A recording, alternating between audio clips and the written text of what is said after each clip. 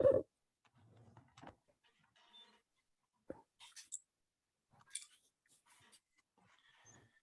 I launch, Claire? Good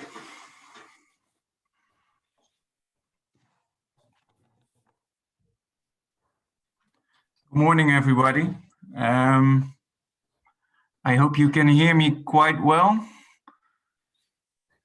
Krista, are we all live? I think you can, yeah, we are live. Let's give people a chance to connect. Okay, and welcome to those who have already connected. Okay. I see that the attendees list is slowly going up, but let's get everybody a chance to find a seat and then we start. Perfect. Can you give me a sign when I can start? Definitely. Thank you.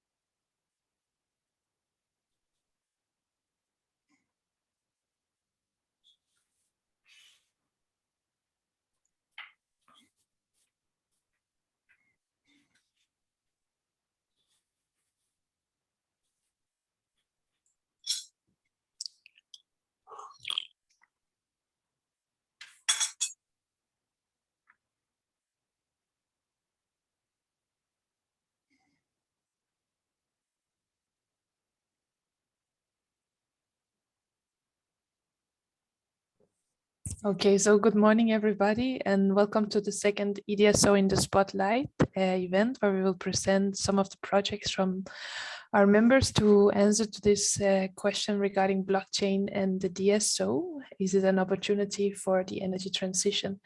And to open our event today, we have David Peters, who is CTO of Stedin, Dutch DSO, and also member of E DSO Board of Directors. The floor is yours, David. Thank you. Thank you. Hello, my name is Dave Pieters. I'm in the board of the Stedin group, and I'm also part of E DSO. And the T in my title is not about technology. So as most of you probably know, it's about the transition. So that means I'm busy with the energy transition, as most of you probably are day to day. And as part of that, I do a lot with innovation and digitalization. So I'm happy to kick this moment off and happy to see you all here. I think this is a unique opportunity to see the role E DSO is playing in the in the European context with all its member companies and showing what we are doing. I think this is in the core of where E DSO stands for, connecting all the DSOs in Europe and sharing what we are doing on this level. And I think this is the way we do this is really characteristic for our organization. So I'm happy to launch this event. And I think if I look to blockchain at Stedin, we started there a couple of years ago with experimenting with this. And I think we are in a phase where we move from new innovation, fashionable, to something we can start using in a couple of, well, I won't say skills, but we can. It's ready to use, and we're looking to the right cases. And I'm really excited that we can show 3 cases from members across the union to show what we're doing. Just 2 notes for me why I very excited or interesting about blockchain is that what we see due to the energy transition is that we're, as DSOs, getting much more interaction with our customers, but also you see a large decentralization in the grid with a lot of extra devices and a lot of additional information to be shared. And I think the energy transition will increase the need for this. And the blockchain is, for me, a very interesting technology to use and to share information on a different way across the value chain. So that's what the promise is of the blockchain for me, is that it's a different way of interacting with the devices in the grid, but even more important, probably with all the customers, prosumers in the grid, leveraging the grid of the DSO in the end. So that's probably what we're gonna see in a couple of, well, what is it? 1.5 hours about the blockchain, and I'm very excited that we found 3 companies from member companies that can show what they are doing and show the promise of blockchain. At the same time, I know it's hard work to get it at scale. So it's interesting to see what they're doing, what their philosophy is, but also to see how they view the scale, how they can get this to scale within the current system. That's always challenging. But at the same time, we know that the challenges of the energy transition ask us to take different ways to facilitate and to make that energy transition happen on the electricity grid. I also hope that by seeing these projects, you will see that we, the EDSO members, but also the Secretariat, plays a strong role in the future of the energy system in the European Union, together with DG with the DG Enner and the Academy. And I think that's a good way to start introducing the keynote speaker. If you look to the program, we first get, before we go into the 3 projects, we will have a keynote from Mark van Stiphout, Deputy Head of Unit for Innovation, Research, Digitalization, and Competitiveness. And for me, it's always interesting to announce in this context that a fellow Dutchman in this setting. So I hope he's here, Mark, and the floor is yours. And I wish everybody a very interesting meeting to see all the opportunities of new technology. Great. Thank you very much, David, and everybody at EDSO, the Secretariat, for inviting me and for organizing this event. I mean, it's a real pleasure to be here. I think, you know, the title of my unit is quite long, and it kind of includes quite a few things, but of course, one of our key roles is in promoting innovation and research for the energy transition. And we do that, of course, together with other DGs and other units. But a lot of our effort over the past years has gone into supporting research in smart grids. Because that is, I remember the time that we had a discussion with our Director General on how to organize, let's say, the organization of research programming within the Commission on energy. And at that time, we had DG Research and DG Energy both involved in it. And it wasn't really clear who was doing what. So we needed to make a choice. We then chose to focus in DG Energy on, so to say, the systemic elements of research innovation, and RTD to focus on the technology development, like in particular renewable technologies. And so how do we bring PV or wind, offshore wind, to higher performance or cheaper installations? And we focused on how do we actually make sure that the system of the future is ready for the energy transition. And I think if I look at what we're doing now and what the challenges are, I think that is the right thing to do, because the link between the research, the innovation in grids, and the regulations that need to be ready to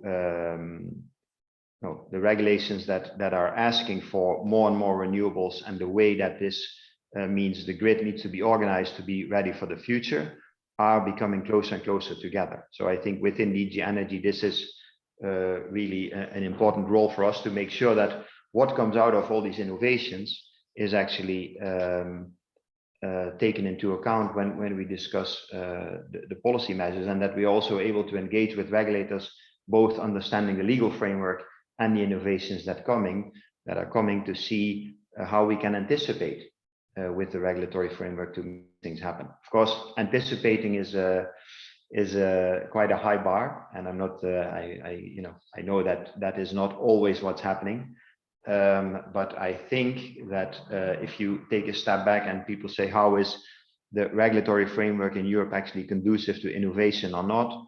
I think that, as a very simple principle, the fact that we set these targets for CO2 emission reduction, for renewables, for energy efficiency, has been the big driver for innovation and has really changed the energy landscape. And if we look back at discussions that we had, let's say 10 or 15 years ago, about shares of renewables of 20% and how that would pose challenges to the grids, I think all of these things were proven wrong, because we are in 2021, we have shares of renewables that are higher than 20% or close to 20%, and the grid is functioning very well.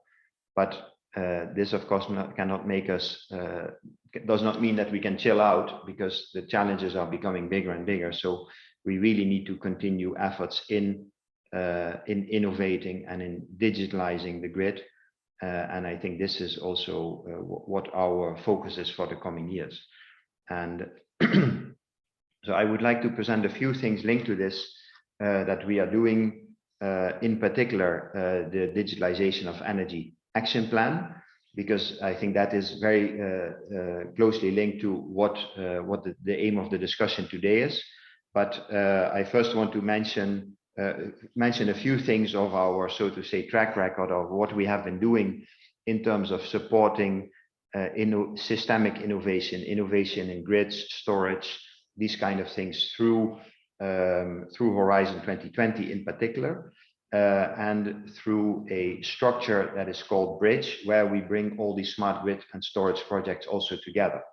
Because what we want to make sure is that, on the one hand, all these individual projects lead to concrete innovations in the market. So they should not remain research projects, but they should lead to real innovations that are rolled out in the market. And we want to do that in the fastest way possible. And we want to make sure that that each project does not need to reinvent the wheel. So getting these projects to cooperate, to share best practices across network operators, across innovators, across countries, or demo projects, is for us really, really important to speed up the pace at which this innovation goes. And I think we can all agree that we are in a hurry. If we talk about the threat of climate change and the ambition to be carbon neutral in 2050 and reduce CO2 emissions by 55% in 2030, time is running, and we really need to speed up and change the way the energy system works. So just a few numbers in terms of a track record. I think we have been supporting 56 projects over the last, so to say, we're currently supporting 56 projects in smart grids, and budgets range, from 5 to 15, 20, or even 25 million. That has come to an aggregated funding over the last years of more than 830 million euros in between 2014 and now. Involving more than 40 countries, involving 40 countries, not more than 40 countries, and 972 project partners. So really European and even beyond European approach. We have cooperations with India, with Canada, Turkey, Switzerland, for example. Those countries are by default in many of these projects, or in Horizon 2020. So this is really a big, just to underline the importance that the future of the grid and the smart grid have for us. Now, a few words on digitalization specifically, because of course, if we talk blockchain, we talk about digital, we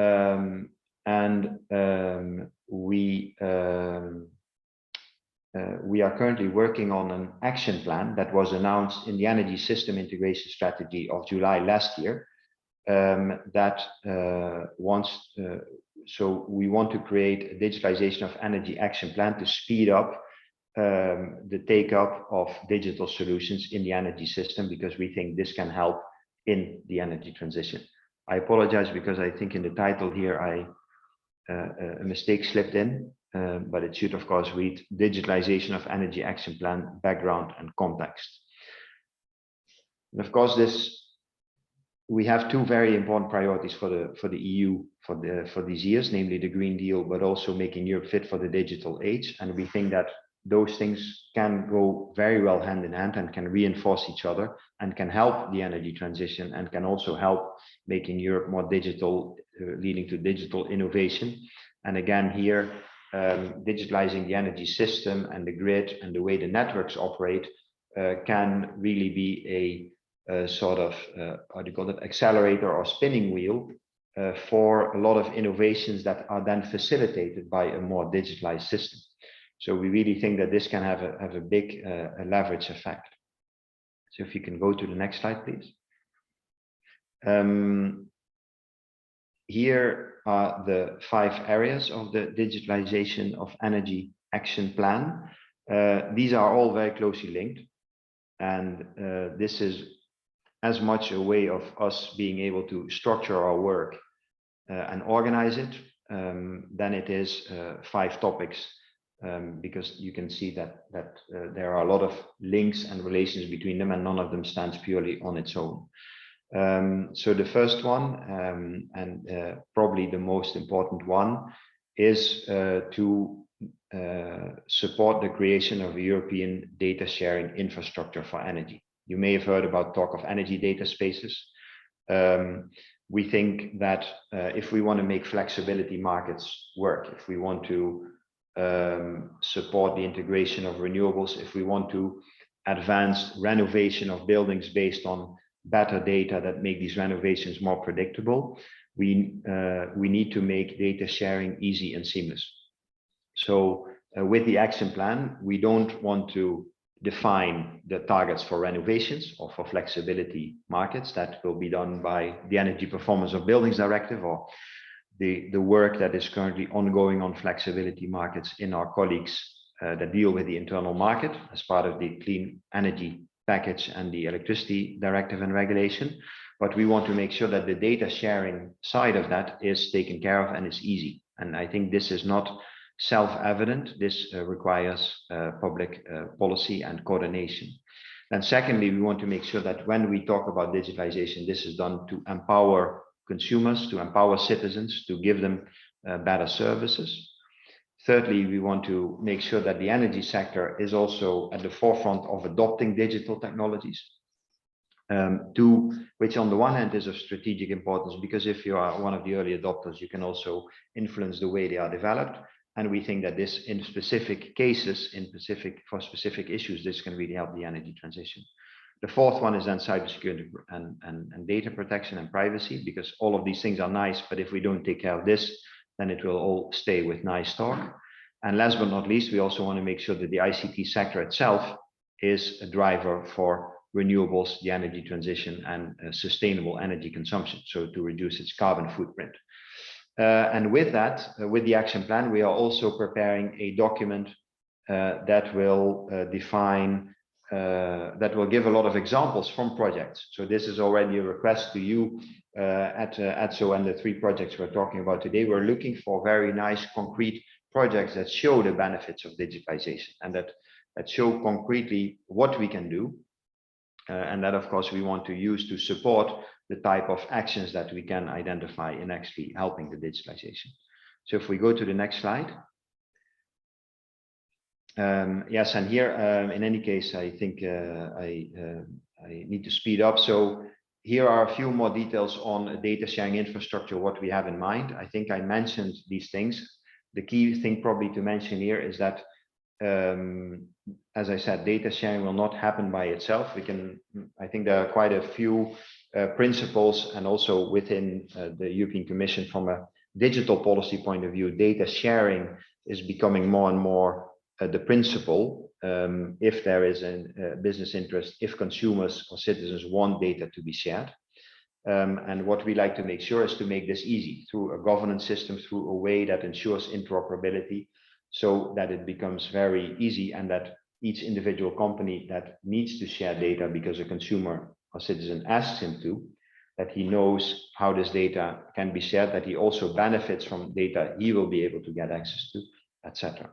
And we think that this is a key thing, for example, if we talk about blockchain, because blockchain services will very much depend on a seamless exchange of data, at least as far as I'm concerned, or as I understand it. Then the next slide is focusing a bit on the consumers. I think actually this we can skip, because this I'll have the next slide to go into this a bit more in detail. Just to say that we want to develop, we want to look at the different dimensions. Now, what do consumers' rights mean in a digital and data-driven energy services world? But also, how can we use digital tools to support consumers? And so that's why I'm really happy to be here, because we really think that blockchain can be one to support consumers and can help them to get engaged in the energy transition and take initiatives and start trading energy, get engaged. And this is really an opportunity that we want to facilitate and that we want to help happening. And so, as far as we know, and so we are working on this action plan. So we are looking for input and for good ideas. And again, that's also why I'm here. But we are looking in particular at 3 blockchain applications for the moment. One is in terms of data integrity, data authenticity in relation to metering. And this can go from the smart meter, but also beyond to individual appliances. Then the second, I think, is particularly important. How can it support local energy communities and peer-to-peer trading and these kind of things? And then the last one is linked to flexibility service more general. Can they also make, for example, demand response processes between the consumer and the grid easier? And I think then I have a last slide, which this actually I mentioned this week and skip. So a few questions that we are interested in, not necessarily for now for this debate, although it could be of course, but also for later. We are looking at also input. What kind of things could we support with the action plan? And in particular for blockchain, what is the advantage? What can it do that others can't do, and how can it help to empower consumers and energy communities? And we currently have the public consultation open. So there is an online public consultation where you can provide your input on the action plan. And the plan is supposed to come out by June next year. So as I said, we're really in the middle of the work, looking for input, looking for ideas, and to see how we can take the innovative solutions that we're going to listen to now, how we can take them further. So thank you very much for your time, and looking forward to a very interesting discussion.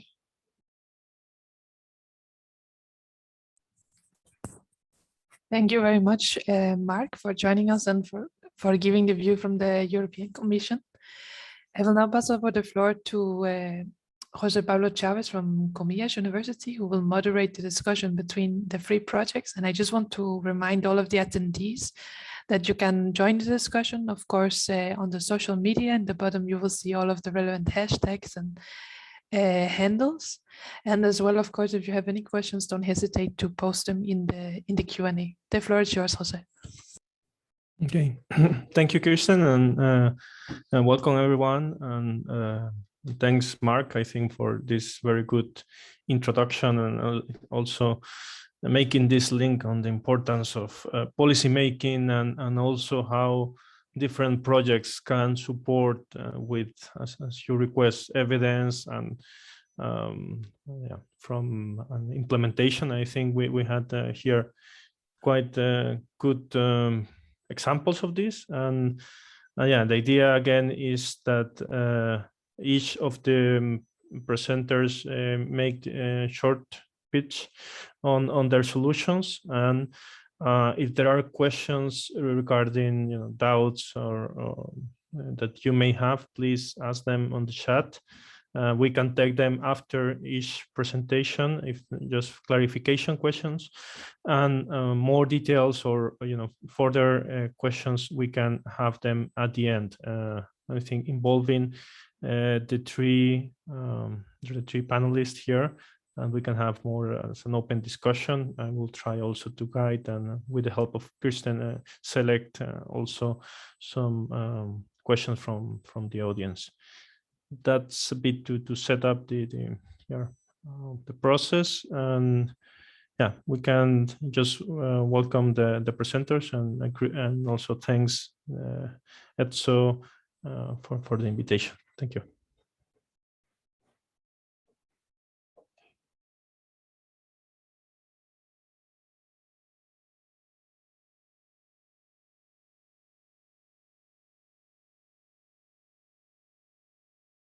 The largest distribution company in Sweden.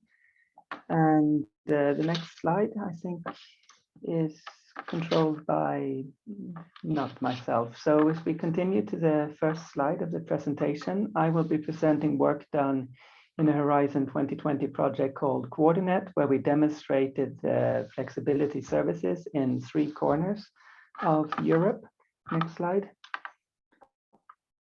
And in the Swedish demonstration that I represent myself, we traded about 7 gigawatt hours of flexibility in the last winter. We developed a number of different products. We have congestion management as a main focus. We have a day-ahead trading intraday.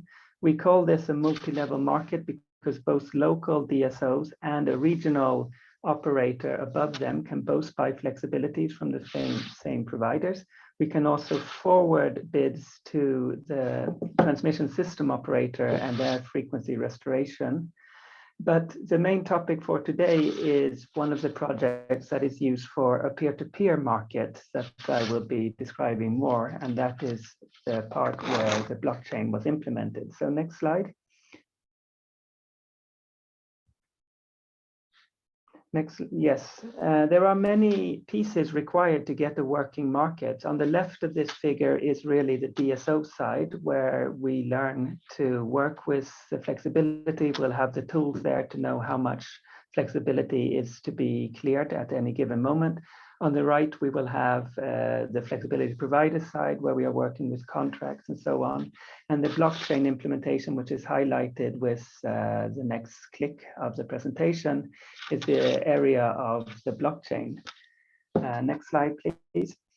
And we see here it's the market transactions, the metering, and also we need some baseline of what would be produced without the market transaction that will go into this. Next slide, please. We have the peer-to-peer markets with really 2 use cases. One is in the northern part of Sweden, where we have different producers. If there is maintenance, their amount that their capacity is reduced. And for example, a wind producer could give away some of their capacity if there's little wind, and in times of high wind, they might want to buy it back. The other actor was, in these cases, hydropower that has the reservoir, and so they can work together to be able to produce maximum renewable given the network constraints. The other case that we will actually look at in this example is from an island. So one more click there on the presentation, please.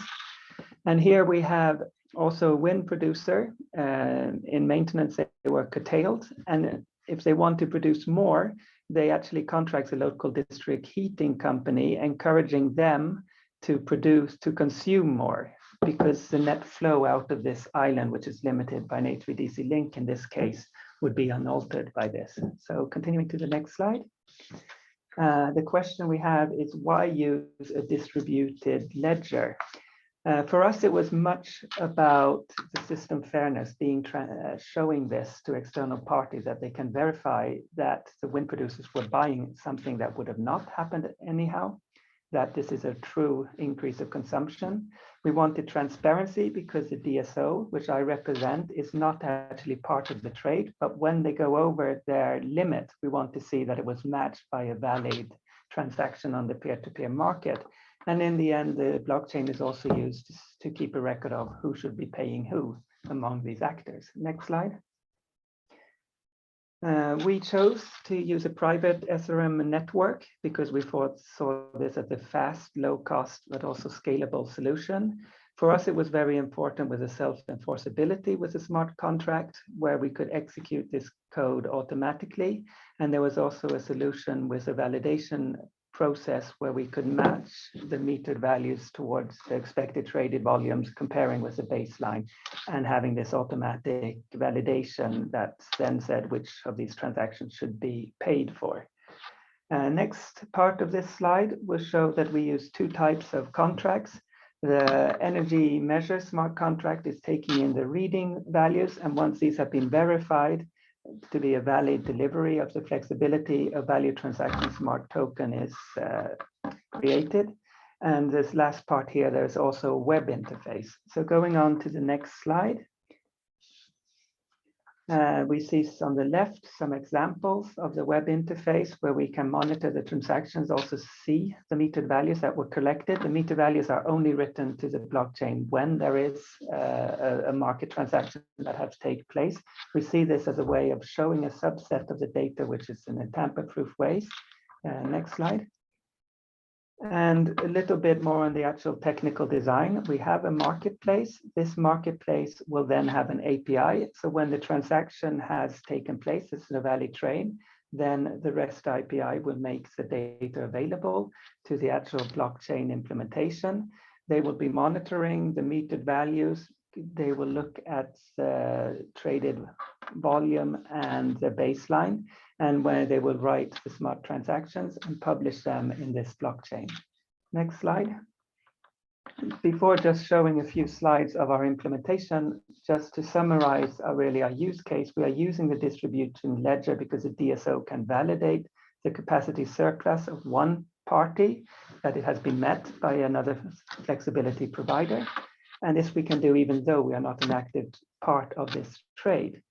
The flex buyer gets an independent of the market, this blockchain possibility to see what has happened and to verify that it was not something that would have happened without their purchase. And we can build confidence in this way. So the next half of this slide is just the example. So we had an island, we have one HVDC cable that was limited, the capacity. The wind producer mitigates curtailment by persuading the district heater to produce more hot water to increase consumption. They have a 30-meter high hot water storage that they utilize for this. So they reschedule the time of their production. And the flex buyer on the market, it happened to be that the DSO has also constructed this marketplace in an in-house team. And they have bought something from the district heating that is also part of the DSO. So in red here, you can see that in this specific market setup, there was a large need to be able to have the trustworthiness transparent, and the blockchain was a very good thing for us in this specific application. So just a few slide shots before I end my introduction here.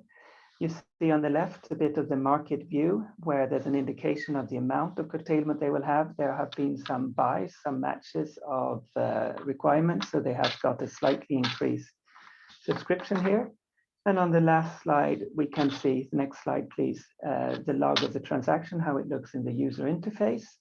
I will go very fast in these parts here, but for the final slide, I can just recommend that there is a published report on the coordinate web point that is in more detail describing the technical implementations that was used in this demonstration.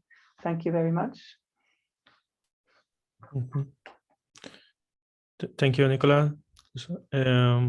Is there any, I see there is a question from Gianluca.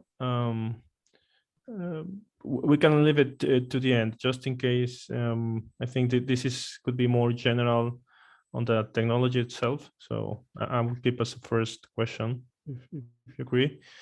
Is there any additional question or clarification, basically? No? Okay. If not, we'll continue with Peter. Again, please, Peter, introduce yourself. I forgot to do myself. I just a few words already here to take the word again. I'm a research professor from Comillas. We are based in Madrid, Spain, and also involved in the project Coordinate, also OneNet universal projects, and we are in all these projects also exploring the usefulness of distributed ledger technologies. So that's why it's also invite me as a moderator here. So saying that, please, Peter, go ahead. Thank you. Good morning, everybody. So I'm Peter de Pauw. I'm responsible for business development and strategy for Fluvius. Fluvius is the only DSO in Flanders, the biggest part from Belgium. So I will present you today EasyBat. EasyBat is a project we did not on our own, but together with other parties. So you can go to the next slide, please.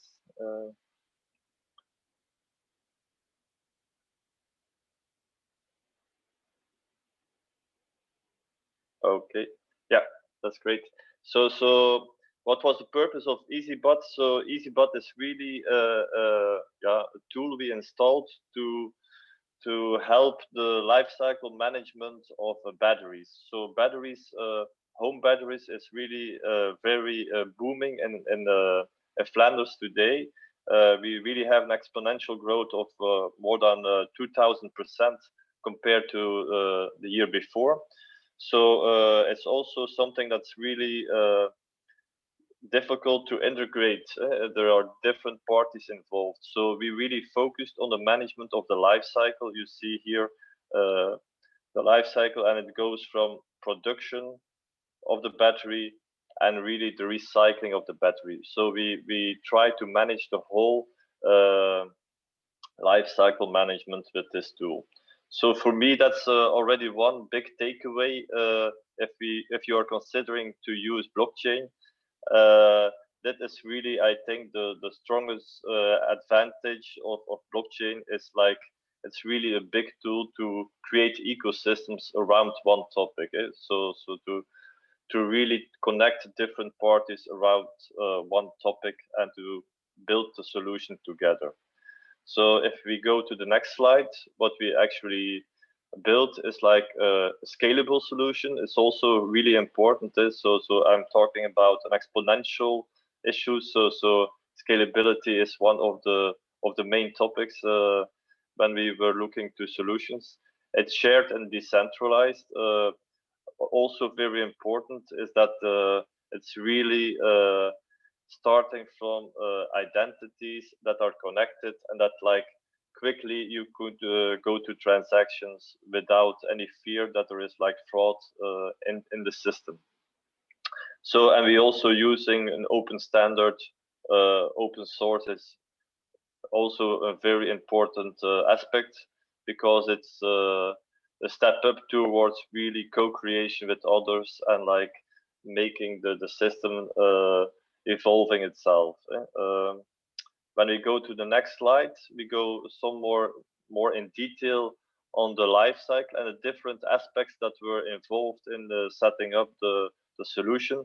So it really goes from being sure that the battery is homologated, so that it's a certified battery. And then we really had the focus on making a digital twin of the battery. So we are sure that the battery is what it says it is. So we use a physical tag. You will see later how we did it. And then in the next steps, we also want to be sure that the installation was installed properly and that was verified by another party. So in the whole system, Fluvius is really little involved.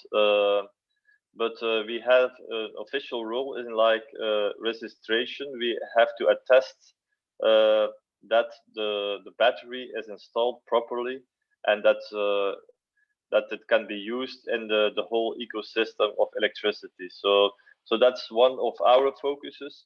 But as you see, it's just only one focus in the whole life cycle management. So our big partner in this project is BBAT, who has actually the responsibility for life cycle management of batteries in Belgium. So that's the whole idea of the project. So if you go to the next slide, we listed up the added value of using a distributed ledger technology.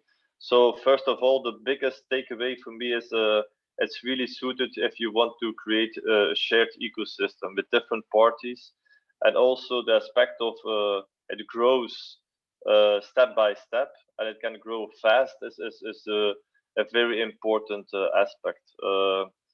What we invest a lot in is like creating the digital trust, and we believe and we really are convinced of the fact that building a system that is that adaptable and like owned by different party, blockchain is really the cheapest way to do so. It's also really transparent and as already said, future proof. So the next slides I can show you that it really is a solution we built that is user friendly. So really using just a mobile phone, we created a total life cycle management that is like starting with the manufacturing, over sales, and the different screens you see here. One aspect I want to point out, like for example, why it's super important to have that life cycle management. We do have in Europe a battery directive that is really saying that there has to be installed a deposit by the manufacturer, that we are really sure that there is a life cycle management of the battery over the whole cycle.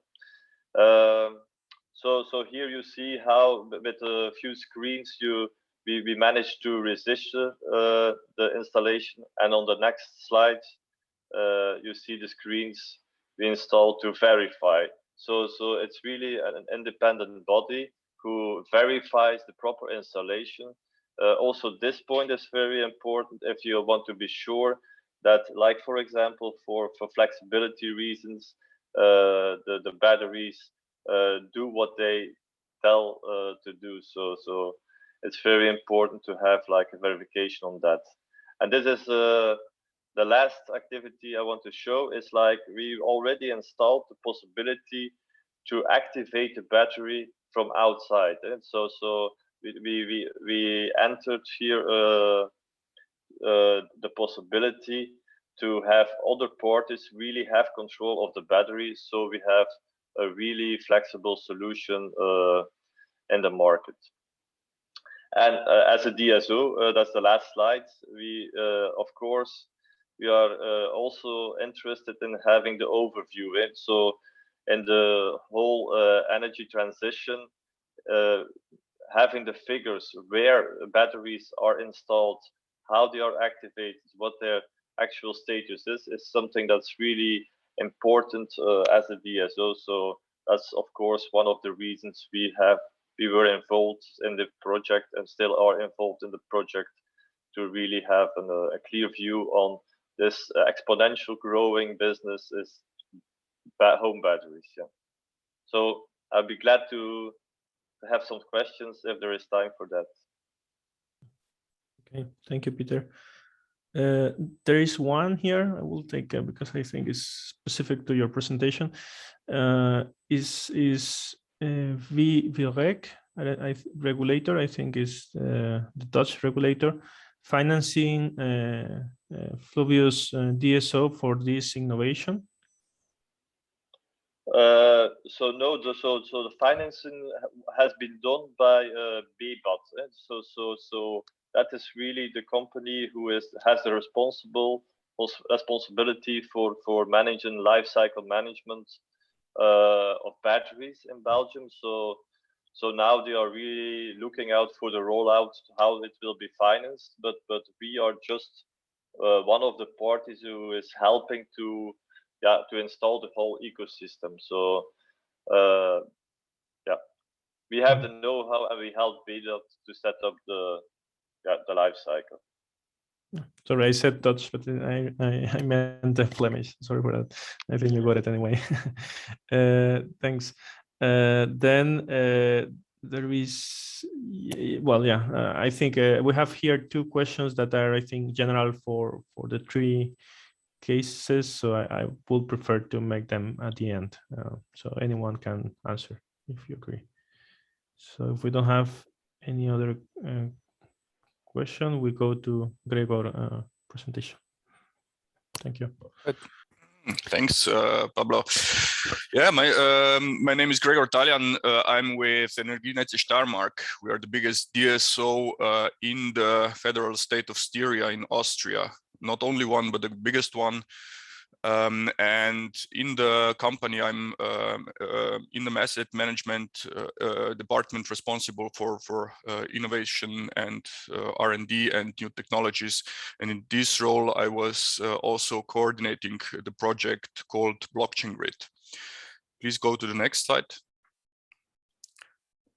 Yeah, before I start with the project, I would simply like to introduce you a little bit with what's going on in Austria. Like 2 years ago, the federal government in Austria decided that until 2030, Austria will be 100% depending on renewables in the yearly balance. And to do that, a lot of new renewables will have to be installed, like to produce additional 27 terawatt hours of renewable electricity, additionally to what is produced nowadays. And this means quite many challenges, not only for the DSOs, but also for the other stakeholders in the whole energy system. And not only the renewables will be expanded dramatically, but we will also need new storage capacities to bring the electricity from day into the night and from summer into the winter on one side, and also grid will have to be expanded proportionally to accommodate all these renewables into the grid. And this was actually the main motivation why we are doing that kind of smart grid projects. And the main motivation also why we did the blockchain grid project. Please go to the next slide. Yeah, this is a short overview about about the structure of the blockchain grid project. It was like the long title is blockchain enable utilization of grid resources with prosumer flexibility, and it's a national project that has been supported by the federal government. If you click next, you will see that it's quite a small project. It's only consists of the consortium only consists of 4 project partners, 2 DSOs, Energienetze Steiermark and Energie Burgenland. We are the user, so to say, of the technology, and we have also done a lot in terms of specification and how this whole system should operate. And then we have Siemens, who was providing us with the main hardware infrastructure, including the communication and also infrastructure for the control of the whole system. And then we have Austrian Institute of Technology, who did more or less the coordination of the project and also the implementation and the software development to implement all the use cases that we have envisaged in the project. Please go on to the next slide. Yeah, so the main idea or the essence of the project Blockchain Grid is to develop a blockchain-based platform for the operation of a grid-friendly local energy community with a community battery battery system. That means that we would like to move away from this simple passive energy community to a actively managed and actively operated energy community with its own flexibility in terms of community storage. And we have foreseen 3 different use cases in the concept. The first one being the multi-use of community storage. What does that mean? We would like to, or we wanted to use the community storage not only for the customers so that they can optimize their self-consumption, but also for the grid support. Grid support meaning that by using the storage capacity intelligently, we could we could increase the capacity of the grid for further infeed, for further generation, and also for further consumers like electrical charging stations.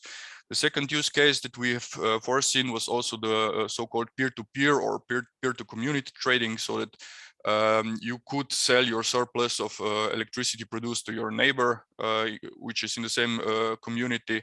So this was the second use case. And the third one that's also very important or very interesting for us as DSO is to see how a dynamic allocation of free grid capacity could look like in the future.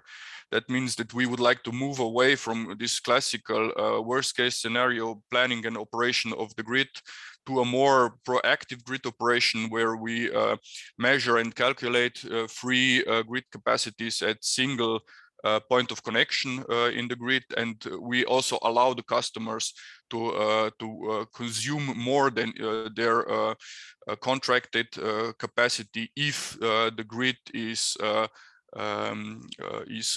has this free capacity, so to say. If you click further, yeah, and one more.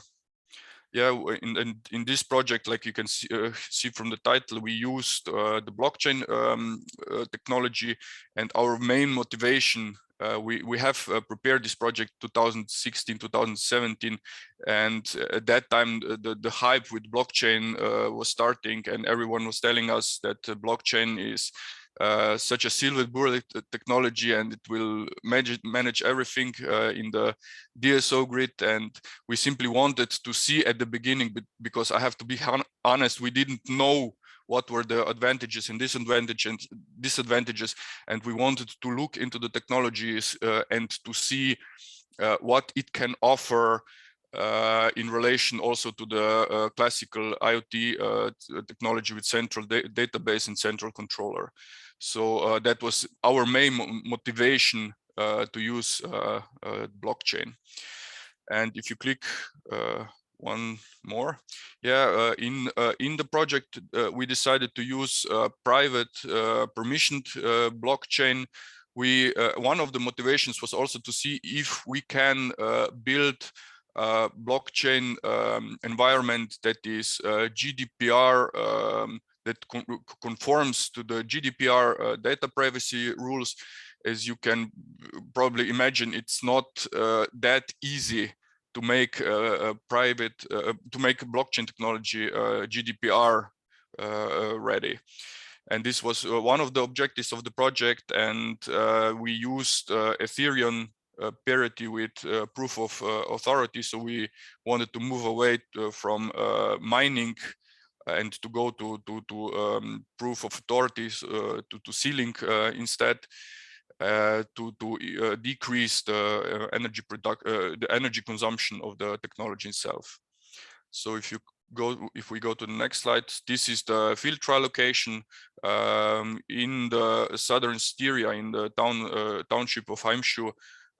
We found a low voltage grid that was really very well developed for the project. It had a lot of PV installations connected to the grid to the extent that the low voltage grid was 100% full, and we couldn't connect further PV installations to the grid. And this is why we decided exactly this location for the project. And as you can see here, the storage system is not connected directly in the transformer station, but behind, almost at the end of the low voltage feeder, because this type of connection provides us as DSO with many more advantages compared to the classical connection in transformer station in terms of increasing the grid capacity in this case. So if we move to the further slide, this is the storage system that we set up in Heimschuh and connected to the grid in the location that I was mentioning in the previous slide. Please, one more click.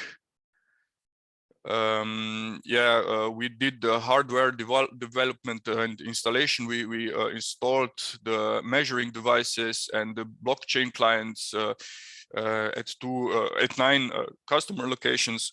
The data exchange is happening on a minute basis, and local blockchain light and smart contracts are installed in these blockchain clients.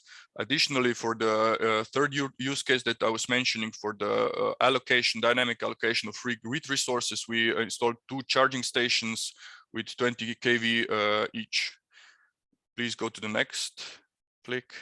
Yeah, and like I said, we already finished the development of hardware and software, and also of the grid capacity management, which is the vital component for the calculation of free grid capacities. And we also did the financial simulations. I will explain in the next slide what are the results of them.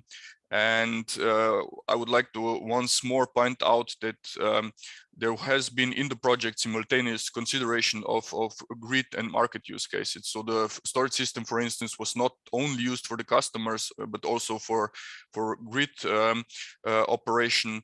And by doing that, the business case, of course, of such a community storage system can be made much more economically efficient. Let us go to the next slide. Yeah. So these are the main results of the field trial. So the simulations show that the cost saving potential is about 500 euros per customer per year. Like I said, we have 9 customers integrated in the project, and these potential cost savings are still depending on the right regulatory framework.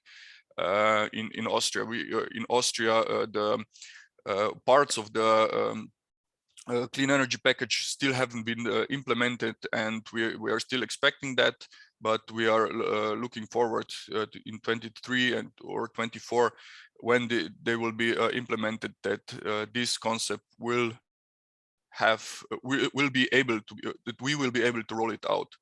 So this is one of the important results. The second is that we could increase the grid capacity from 100 kV to 150 kV and we could connect further 4 PV installations to the grid due to the project. And the third important result is that we could temporarily increase the charging capacity from the standard 6 kV to 22 kV when the grid is not fully loaded by other customers. So if the grid is like loaded to 60%, it has like 10 or 20 kV free capacity. This free capacity can be allocated by the system to these 2 customers with their charging stations.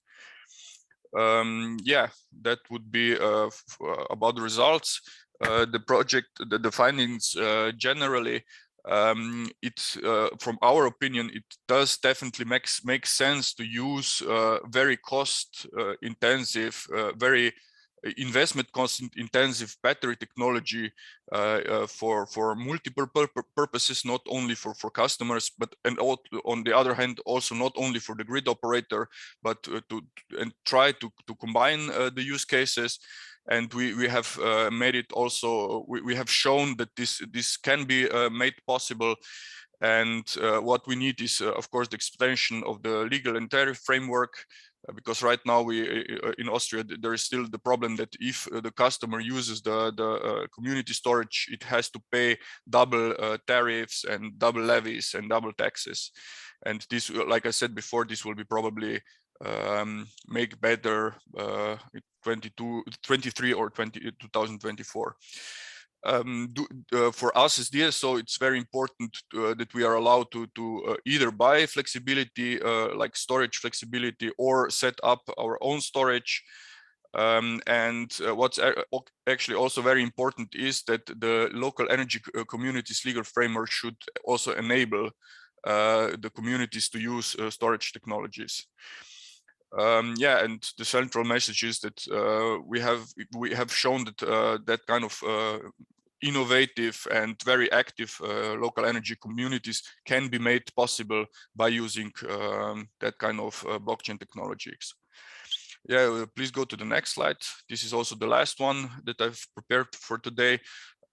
Findings about the blockchain technology itself. I will be very honest here today. Kind of a bad guy in the room. Let's put it this way. Our findings is that we have to always consider what we are using the blockchain technology for.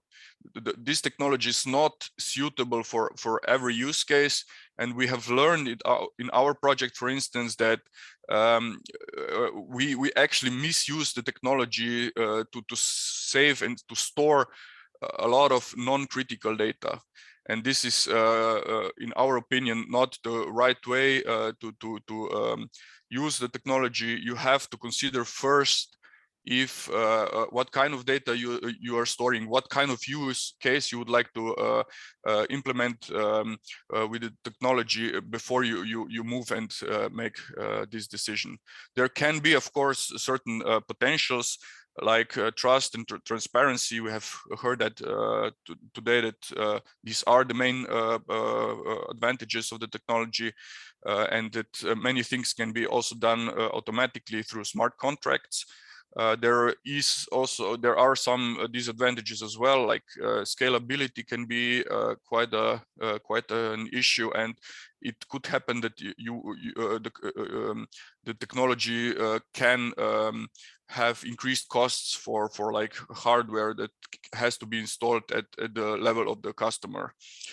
But what we are looking forward really is to see how the technology will be further developed. We know that the last 4 years have really brought exponential development of the technology, and we are definitely not at the end of the development, and we are looking forward to see what kind of use cases can be meaningfully implemented with or used or paired with the blockchain technology. That would be all for my side. Thank you for your attention, and of course I'm looking forward to questions. Okay. Thank you, Gregor. Thank you for highlighting also the, let's say, drawbacks of the technology, and yeah, that is sometimes is sold as only advantage, but of course, as anything else, has limitations. I want to ask you a couple of questions. They are related to, for instance, which is the size of the battery, specificities of the project, the size of the battery in relation to the energy or the power. So I think that's a question for me. So we didn't have a specification on batteries. So we really want to install a system that the common in the market available batteries, like those of Tesla, that are those batteries we really want to have like management of the life cycle. So it was not like set up from the purpose of solving an energy problem. We just want to solve the life cycle management of the battery. So there was no specification of what type of battery. So it's really suitable for the follow-up of any battery. So what I could also add is like we are looking to use the same solution we built for home batteries. The same solution could also serve in order to do the follow-up of like charging equipment. It's the same idea. We want to have like an overview of some technologies, for example, batteries, for example, charging equipment. So that's really a setup of the life cycle. It's not solving the problem of energy transition. It's not solving the problem of grid stability. So that's, I think, the big difference with the two other projects, and I think that's the big advantage of blockchain, that it's really suitable to do like cross-sectoral co-creation. Yeah. Yeah, okay, thank you. But Gregor, can you refer also to the size of the battery in the, and also related to this, maybe you want to take both. They are asking about the kind of resources, if they are storage, but if you also consider smart loads, segments of building, industry. This battery that you can see in the background is a 100 kV, 100 kVh lithium iron phosphate battery. So classical technology, so to say, and we have paired it with a community with these 9 customers that have installed roughly about 100 kV PV capacity. Now, once we installed, there were additionally 4 PV installations connected to the grid. So we are right now at 150 kV PV capacity and this battery in the background that we are pairing together. This was one question, and in this project in blockchain grid, we didn't. We are not doing any kind of demand response. I think this was the question. But in the follow-up project, in the project called Clue, we are considering also the charging stations in the whole concept, and the concept goes into the direction that if in the community there is a surplus of renewable electricity, then the charging stations may charge with higher powers. And if this is not the case, then only the limited power will be available for the customers. Of course, I'm talking about private charging stations, and because the public charging stations are not usually, or it is not very meaningful if you lower the power there. So in the follow-up project, we have integrated also the demand response into the whole community concept from the blockchain grid project. Thank you. Then I will go for general questions that the 3 of you can ask them, answer them.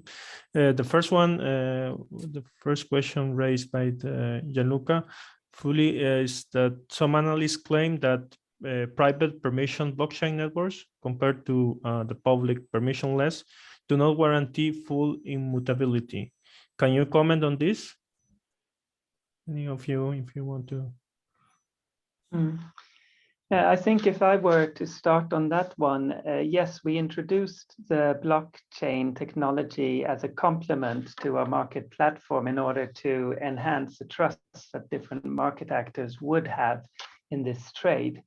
And your argumentation is that the private network would be less trustworthy than if we had gone for the public.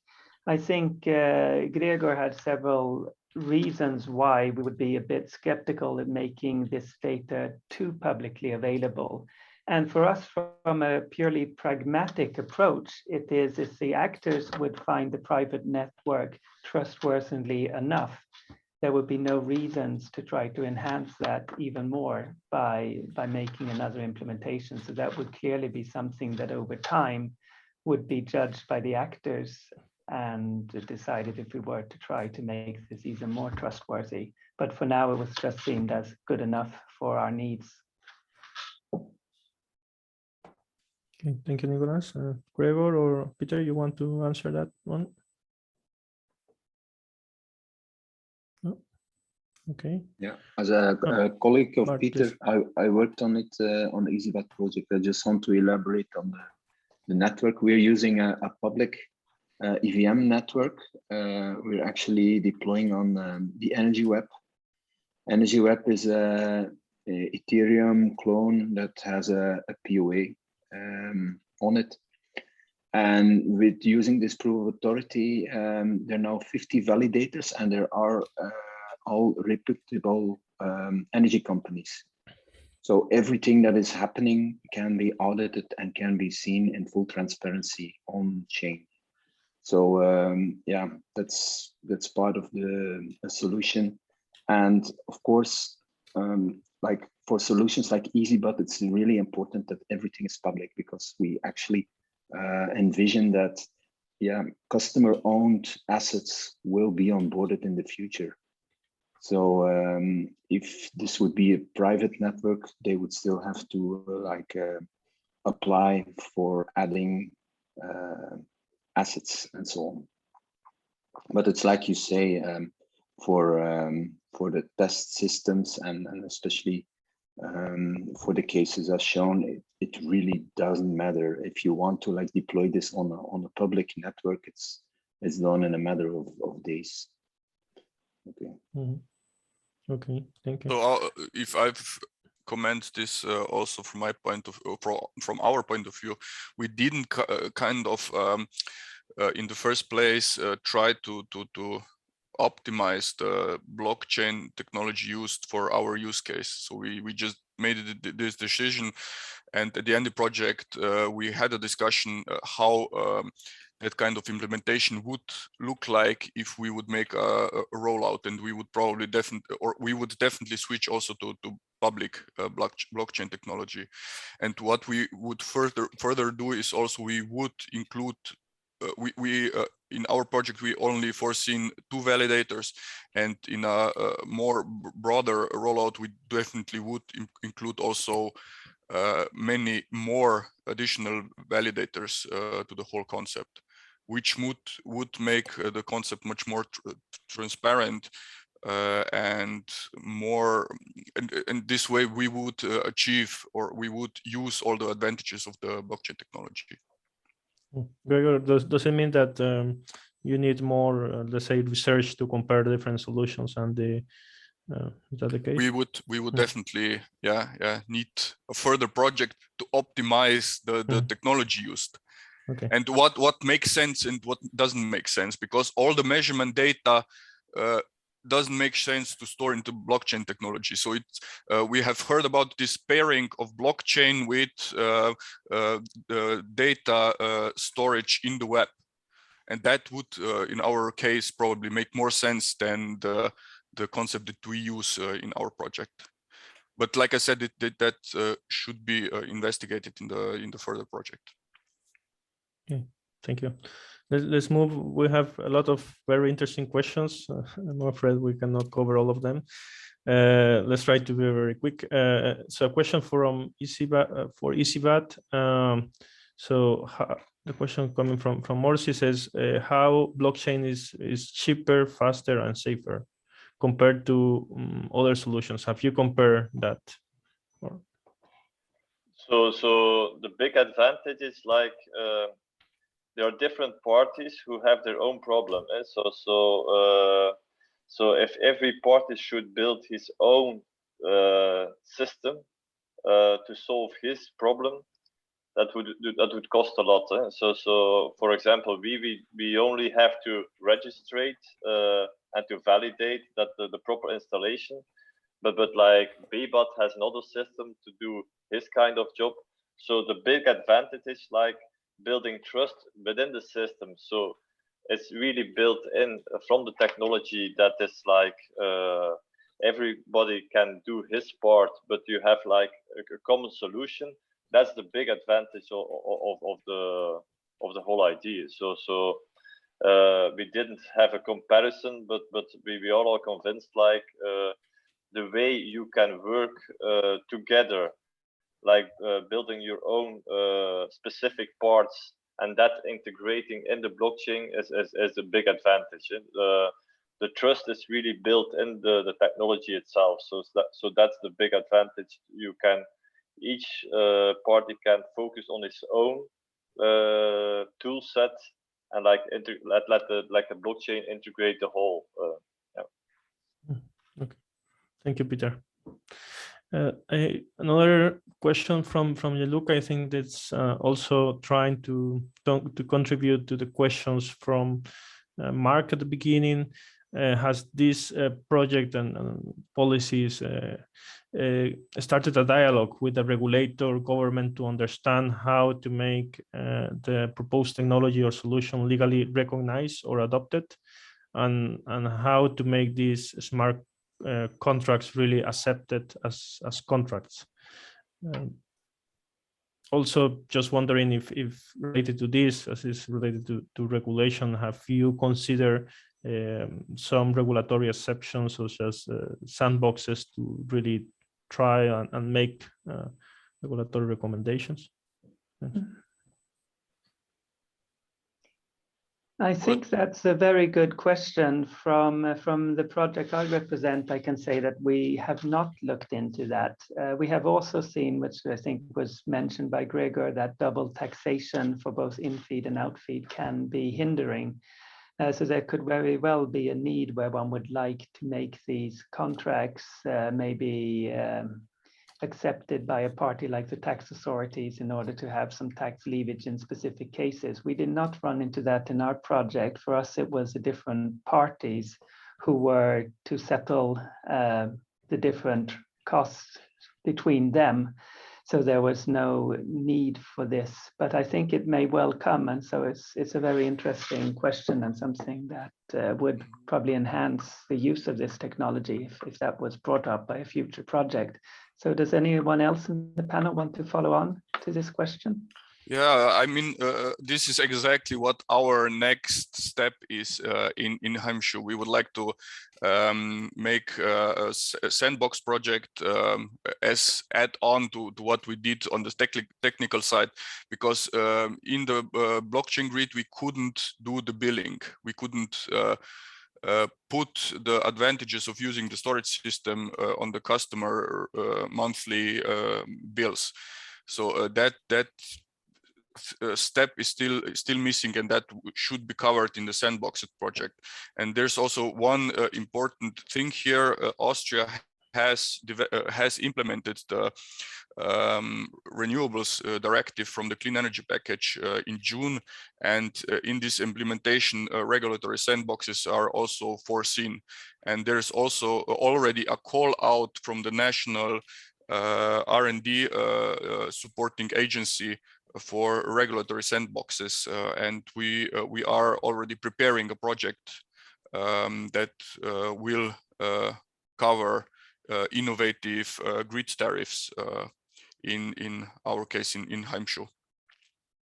So yeah, that's definitely next step. Great. I promise I didn't arrange this question with Gregor. It came naturally. Thanks. Another question here from Gianluca as well, I think is quite relevant. Did any of the projects perform a cost-benefit analysis or communication actions to show how the sustainability or benefits outweigh the environmental cost or footprint of, for instance, energy consumption?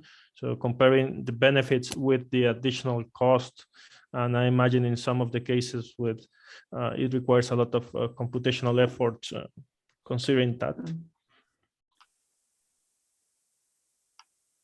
Yeah, but I think that none of us used proof of work. Yeah.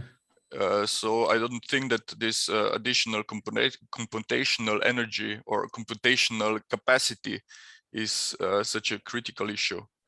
But on the other side, I have to confess that we didn't do exact analysis about exactly this parameter in the project. We did not do this either, but I think today, given the very large impact on electricity consumption coming from the cryptocurrencies, applying a blockchain technology today would not be started without such an assessment being done. We would have the need to prove that we are using a more efficient form of distributed ledger that has, in this case of the application, a very small energy consumption that would probably be required as to be able to initiate the project in today's context. And it's probably for all of the people working on the development of these sort of technologies, it's just saying that you have to fix the energy consumption of these cryptocurrencies if this technology is going to take place and fly, because it is associated with some negative sides that we would not want to bring into a project, and it may also be reasons for being less enthusiastic to use these ledger technologies, even if it would be beneficial in a specific use case, because it's the end consumers we are communicating with in many of the cases where we would think of using the technology. Yeah, So we either did look at the aspect within the project itself, but within EasyBat, where we are part of, and what technology we use. That is a big thing. So they're really looking at making it also energy effective in the blockchain technology in itself, and the setup is really focused on also like being really energy efficient on that point. So in our case, we didn't look at it, but the ecosystem we are in is looking at it a lot. Yeah, and the nodes they can actually use as less energy as a Raspberry Pi, so they don't use more energy than hosting a website. So there's a big misconception about blockchain and energy consumption. So yeah.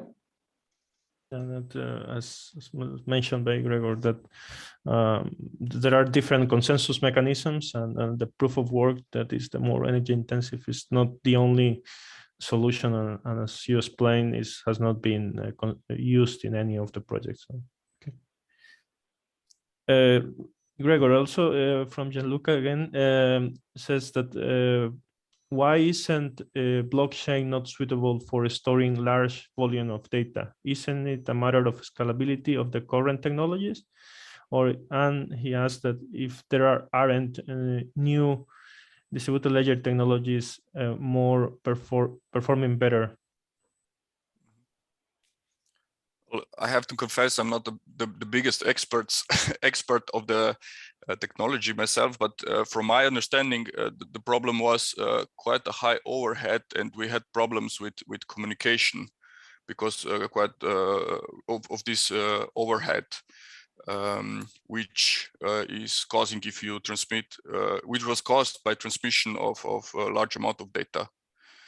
And my colleagues told me that it would be much easier and much more efficient in terms of communication if we would store part of the data online somewhere and only use blockchain to store the transactions, or just certain results of the that come out of the smart contracts. Let's put it this way. But if there's a need, you can send me an email or something, and I will look to it that the question will be answered also from the expert from this area. Perfect. Okay, thank you. To elaborate a bit on that, in the EasyBat solution, at a certain point we store images and documents as well. And what we actually do is we store it in layer 2 solutions. So we store it in decentralized data vaults that are not on the blockchain. And we do store a hash of this file on the blockchain. It's like a digital signature that actually proves that the image or the data file that you're downloading is actually the same one as like signed on the blockchain. So you have this hashing algorithm. That's actually what we do now, and it works really good without having to store a lot of data on chain. Perfect, Bart. This is exactly what I was told would be a better solution in our case. That's what I was talking about. Perfect. Thank you, because I see that Kirsten is smiling, so that means that I have to end up the session. And yeah, just a few words from my side. Thanks for everyone, and also for making these very interesting questions. Those that has not been answered, we will leave it for the presenters if they would like to answer them by email. If you want, please provide also your emails, those that has made these questions, so we can answer them offline. Yeah, we just to wrap up, I think it was very interesting to see different applications of the technologies.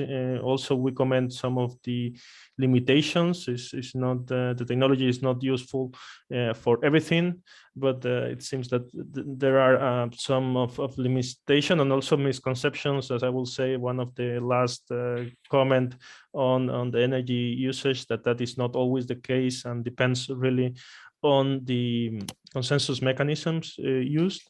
In addition, I think what has been said, and I think is a very important step, how I would like to ask the presenters how we can take this to the market. And of course, usually, generally, there is a regulatory barrier, and here, and I think through sandboxes to prove these technologies, as Gregor said, that they are forwarding this could be a good way to test and try new concepts, and then we can regulation can be adapted to these innovative solutions and technologies, I would say.